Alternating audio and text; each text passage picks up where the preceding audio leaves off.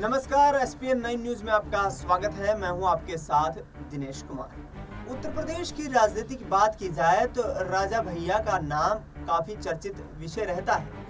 लगातार राजा भैया प्रधानमंत्री नरेंद्र मोदी हो, योगी आदित्यनाथ हो, अखिलेश यादव हो, तमाम राजनेताओं पर विवादित बयान देते नजर आते हैं। कभी भारतीय जनता पार्टी को लेकर के अग्रेसिव होते नजर आते हैं तो कभी अखिलेश यादव का समर्थन देने की बात करते हैं। इस 2024 के लोकसभा चुनाव में भी ऐसा ही प्रतीत हो रहा है।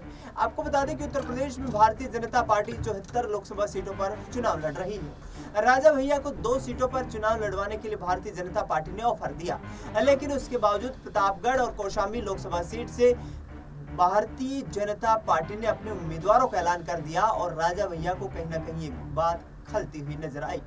इसके बाद उन्होंने अपने कार्यकर्ताओं की बैठक बुलाई और उस बैठक में अखिलेश यादव का समर्थन करने का ऐलान कर दिया।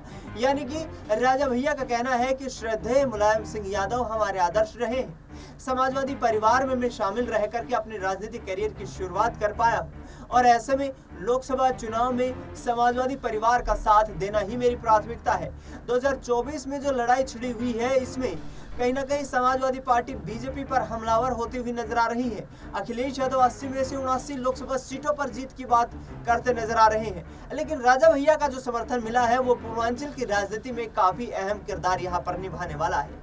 राजा भैया से अखिलेश यादव ने उत्तर प्रदेश में 10 राज्यसभा की सीटों पर जब चुनाव संपन्न करवाए गए उस दौरान भी समर्थन की अपील की थी, लेकिन उस दौरान उन्होंने बीजेपी को समर्थन दिया था।